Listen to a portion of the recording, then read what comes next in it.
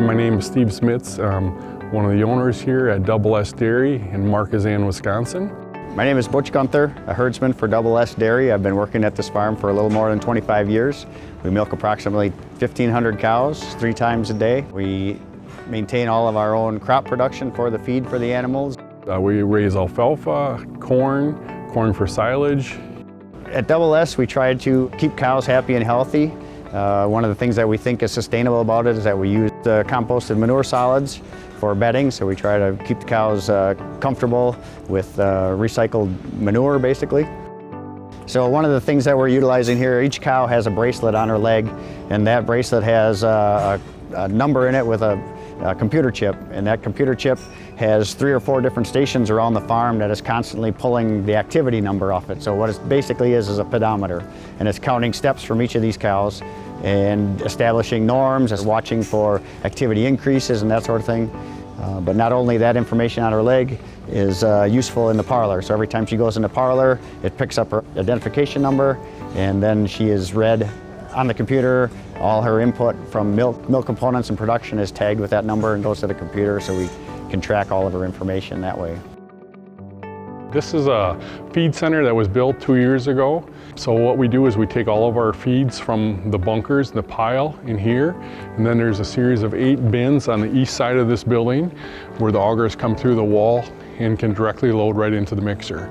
The reason for this building is we're mixing our feed inside where we're out of the rain, the snow, and the wind.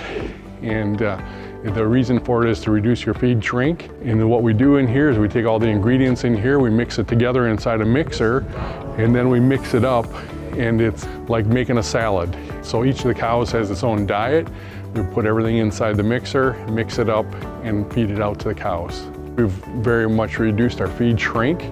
We've reduced the amount of moisture that gets into the feed as well, whether it be rain or snow. And we've made our feed more consistent where we can dial in. And all of our feeding system here is on a software system where we can dial in to what we want to feed the cows. And every day before we start at 5 in the morning, we walk through the barns and we see how much is left in each of the groups, and we make notations. And we go minus -1/4 pound, plus 1/2 pound. And so we make very minor adjustments to feed the cows according to what they're telling us they need to eat. By doing all this work, we're trying to, give the cows the best possible diet we can, and in return, we're taking really good care of them. They're going to take good care of us by producing high quality milk in good quantities. And by doing that, the more you do that, your carbon sustainability is all the better, because you are creating less carbon, creating more units of volume of milk. We produce about 16 to 18 million gallons of liquid manure a year, which is parlor or wastewater plus the manure from the cows, okay? And it's in a slurry in the lagoon, and that is pumped directly onto the fields, mostly in the fall.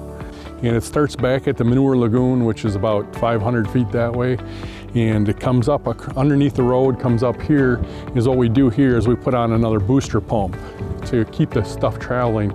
From here it travels to the west another 2 miles. This has helped us to transport our nutrients from the lagoon out to the fields, which has been very profitable for the crops that we grow out there. We're able to get manure out there without using trucks driving, creating all the compaction on the fields, and we're able to just do it with the drag hose.